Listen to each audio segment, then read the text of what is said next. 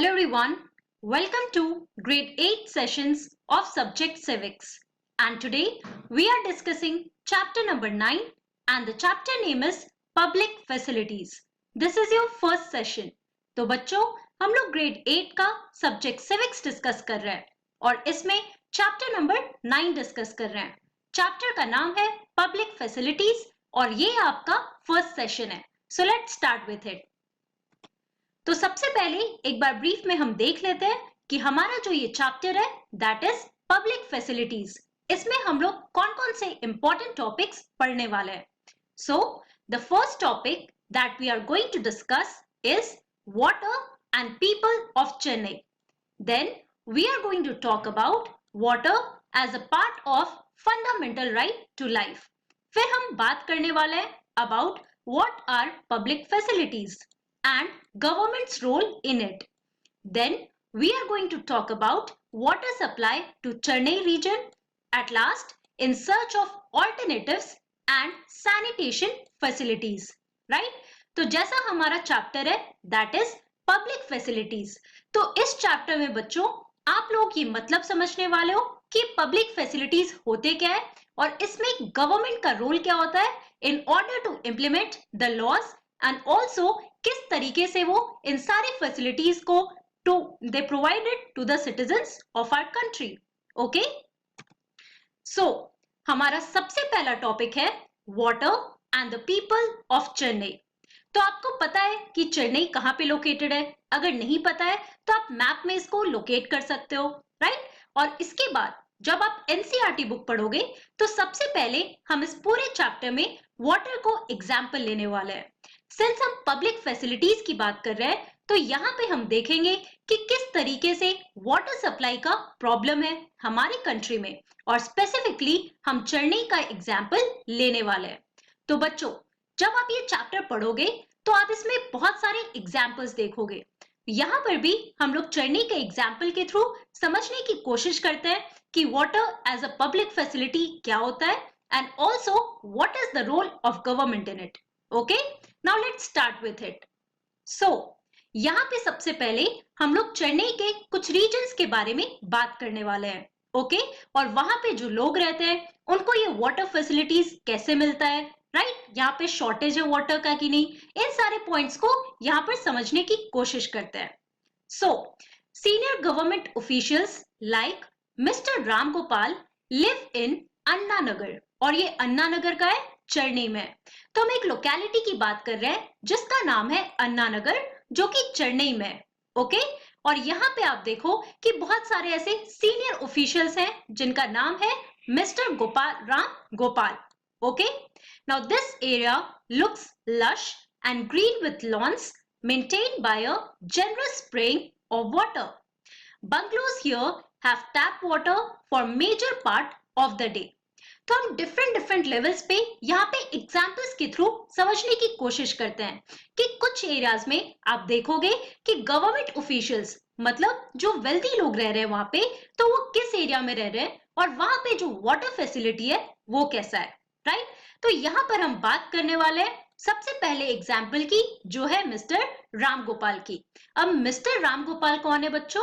तो ये government official है जो कि गवर्नमेंट के लिए वर्क करता है और वो रहते हैं अन्ना नगर रीजन में.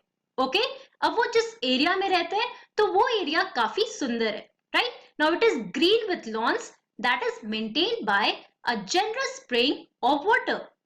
तो यहाँ पे आप इस एग्जाम्पल से समझ सकते हो कि इस एरिया में पानी की कमी नहीं है, राइट.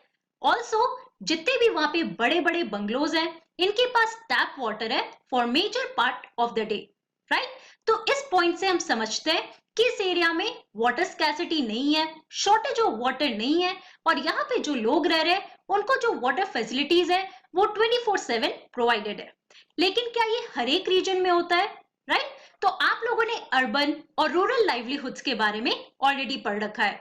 जब हम अर्बन एरियाज की बात करते हैं तो मतलब हम सिटीज और टाउन्स की बात कर रहे हैं और सिटीज और टाउन्स में भी बहुत सारे डिफरेंस होते हैं कि कुछ बड़े शहर होते हैं, कुछ छोटे शहर होते हैं.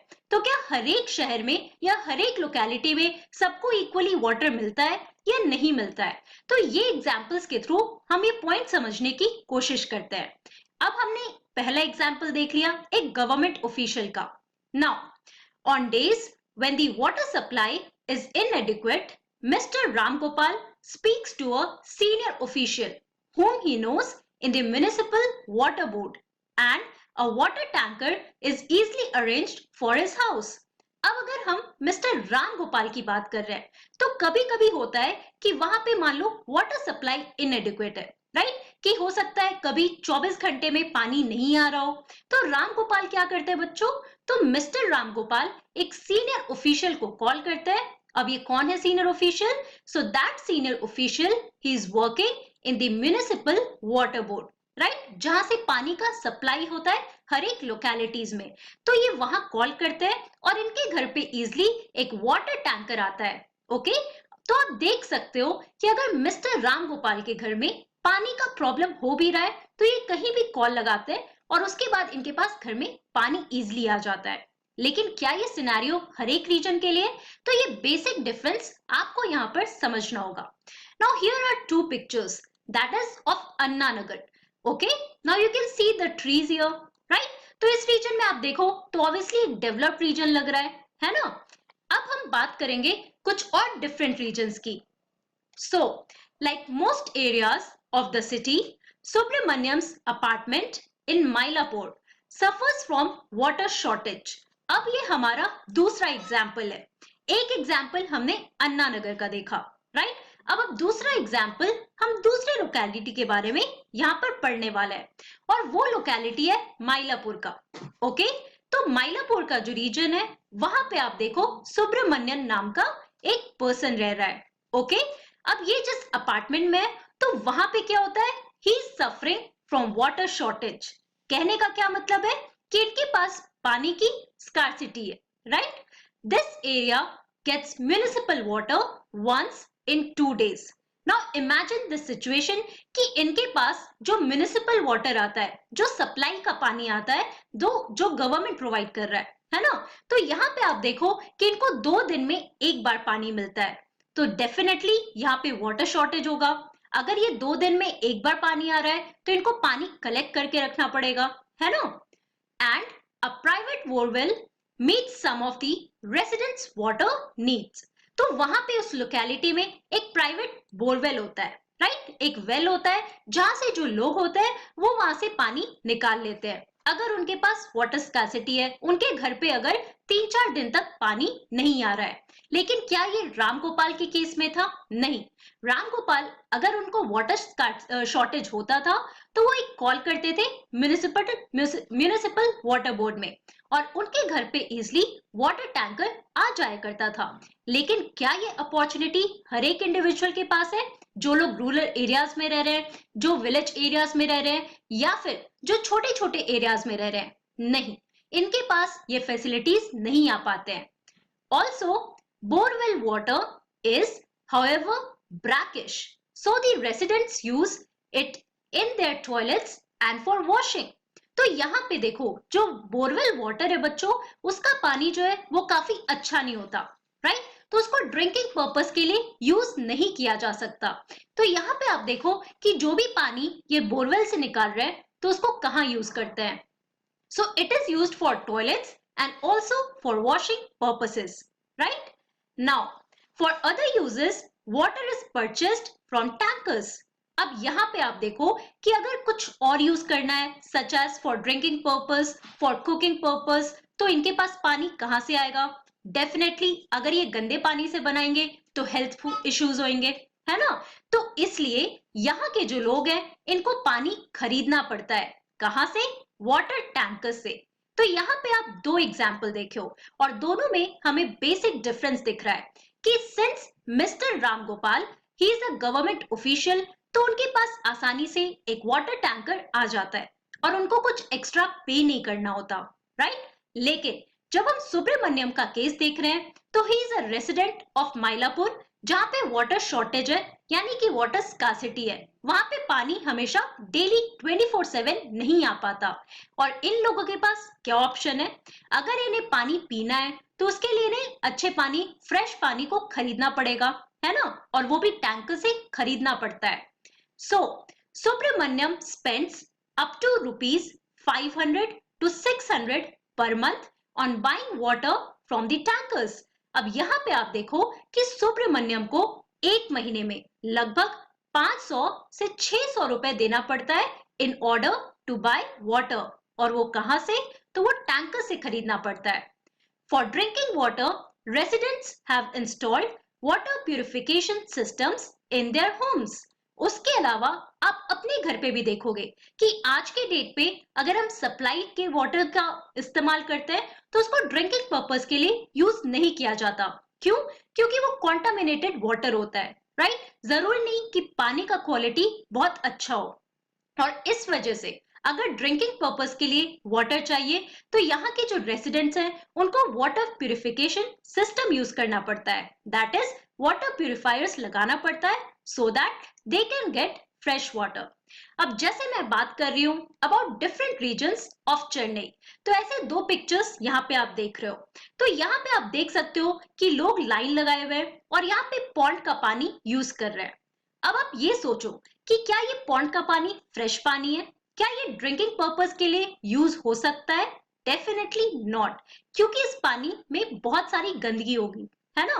तो इसको अगर ये ड्रिंकिंग पर्पस के लिए यूज करेंगे तो ऐसे बहुत सारे वाटर बॉर्न डिजीजेस हो सकते हैं, और इसकी वजह से हमारे कंट्री में बहुत सारे डेथ्स भी होते हैं, जिसके बारे में हम आगे पढ़ने वाले हैं। दूसरा एग्जाम्पल आप देख सकते हो कि एक वेल से जितने भी लोग उस एरिया में रह रहे हैं, वाटर स्कार्सिटी की वजह से उनको एक ही वेल यूज करना पड़ता है। और यहाँ पे आप देख सकते हो कितना लंबा लाइन लगा है ना। तो इन पिक्चर से आप क्या समझ रहे हो? इन पिक्चर से हम समझते हैं कि कुछ रीजन्स में वाटर स्कार्सिटी का बहुत ही मेजर प्रॉब्लम है, और ये हमारे कंट्री में सिर्फ चेन्नई में ही नहीं बल्कि डिफरेंट पार्ट्स में ये सारा प्रॉब्लम एग्जिस्ट करता है। और ये सारे पॉइंट्स को हम लोग यहाँ पर एग्जाम्पल्स के थ्रू समझ रहे हैं। Okay, now let's talk about our next example, that is of Shiva. Now Shiva lives on rent on the first floor of a house in Madipakam and gets water once in 4 days।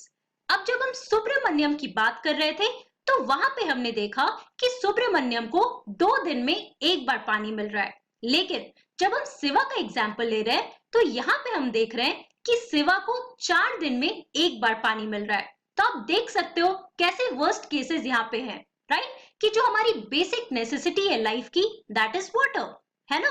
इन सब चीजों के बारे में आप लोगों ने ऑलरेडी पढ़ा है। तो water it is the basic necessity जो हर एक चीज में हमें यूज आता है, चाहे वो ड्रिंकिंग पर्पस हो, कुकिंग पर्पस हो, वॉशिंग पर्पस हो, या और कोई भी डिफरेंट पर्पसेस के लिए, राइट? और आप सोचो कि अगर 4 दिन में एक बार पानी आ रहा है तो उस रीजन में कितना ज्यादा वाटर स्कार्सिटी होगा, है ना। So shortage of water is one major reason why Shiva can't bring his family to Chennai। Now Shiva he is living here, लेकिन ये अपने फैमिली के साथ नहीं रह रहा। ये अपने फैमिली के साथ क्यों नहीं रह रहा? क्योंकि यहाँ पे शॉर्टेज ऑफ वाटर है। अगर बहुत सारे लोग रहेंगे तो पानी का यूज और ज्यादा होगा, और इसी वजह से वो अपने फैमिली को चेन्नई नहीं ला पा रहा। For drinking Shiva buys bottled water. अब ड्रिंकिंग के लिए शिवा को क्या करना पड़ता है? पैसे देके पानी खरीदने पड़ते हैं। Okay, now next example is of Padma। Padma works as a domestic help in Siadapet, okay, and she lives in a nearby slum। तो स्लम एरिया जो होता है बच्चों, वो बहुत डेवलप्ड रीजन नहीं होता, राइट? जिनके पास बहुत पैसे नहीं होते तो उनको स्लम एरियाज में रहना पड़ता है। तो पद्मा भी ऐसी एक जगह पे रह रही है। Now she pays a rent of ₹650 for the hutment which has neither a bathroom nor a tap connection। तो यहाँ पे आप देखो कि पद्मा जिस रीजन में रह रही है या जिस घर में रह रही है तो वहां पे एक बाथरूम भी नहीं है और वहां पे कोई टैप कनेक्शन भी नहीं है, तो उसे पानी कहाँ से मिलता? So for 30 such hutments there is a common tap at one corner in which water comes from a borewell for 20 minutes twice daily। तो यहाँ पे आप देखो कि जिस रीजन में पद्मा रह रही है that is a slum region, और उस रीजन में क्या होता है, एक जगह पे एक कॉमन 30 हटमेंट्स के यानी 30 जो हाउसेज है बच्चों, उनके लिए एक टैप लगा होता है और डेली बस 20 मिनट के लिए 2 बार पानी आता है। तो आप सोच सकते हो कि कितना स्कार्सिटी है पानी का एंड ऑल्सो लोगों को किस तरीके से मैनेज करना पड़ता है। फॉर एग्जाम्पल, ये आप पिक्चर देखो तो आप समझ सकते हो कि पद्मा इसी तरीके से किसी रीजन में रह रही है जहां पे आप देख रहे हो कि लोग बड़े बड़े गैलन्स कलेक्ट करते हैं और उसके बाद उन्हें लाइन में लगना पड़ता है। क्यों? क्योंकि सबको पानी चाहिए और 20 मिनट के लिए सिर्फ पानी आ रहा है तो डेफिनेटली हर एक को वो पानी मिलना भी चाहिए, है ना। तो ये जितने भी एग्जाम्पल्स आप देख रहे हो, इससे हम वाटर शॉर्टेज या वाटर स्कार्सिटी का प्रॉब्लम समझने की कोशिश कर रहे हैं। अगेन, यहाँ पे भी आप देख सकते हो कि एक वाटर टैंकर लगा हुआ है और लोगों की लाइन भी आप देखो कि कितने लोग यहाँ पे बाल्टी लेकर या कुछ गैलन्स लेके या कुछ यूटेंसिल्स लेके यहाँ पर खड़े हैं सो दैट उनको ये पानी मिल सके, राइट। तो आप अब सोचो कि वाटर सप्लाई हमारे कंट्री में कितना ज्यादा प्रॉब्लमेटिक है। तो बच्चों, आज की क्लास में हमने क्या पढ़ा? In today's class we talked about water and people of Chennai, जिसमें हम लोग पढ़ने वाले हैं अबाउट द पब्लिक फैसिलिटीज और हमारा एक बेस्ट एग्जाम्पल है वाटर फैसिलिटीज का। हमने 3-4 एग्जाम्पल्स लिए और हर एक एग्जाम्पल में हमने कुछ डिफरेंस देखा कि अगर हम गवर्नमेंट ऑफिशियल की बात करते हैं, for example mister Ram Gopal, तो उनके पास अगर शॉर्टेज ऑफ वाटर होता है तो वो डायरेक्टली म्युनिसिपल वाटर सप्लाई को कॉल करता है और उनके घर पे पानी आ जाता है। लेकिन अगर हम सुब्रमण्यम, शिवा और पद्मा की बात करते हैं तो उनके साथ ऐसा केस नहीं है। उनके घर पे वाटर शॉर्टेज है और उनके पास कोई ऑप्शन नहीं है और उन्हें वाटर खरीदना पड़ता है, राइट। उन्हें पैसे देके पानी खरीदना पड़ता है। तो ये बेसिक डिफरेंस है जो आपको यहाँ पर समझना होगा। सो बच्चों, आज के लिए इतना ही। In our next class, we are going to continue this topic. So that's all for today. Thank you very much. Have a nice day.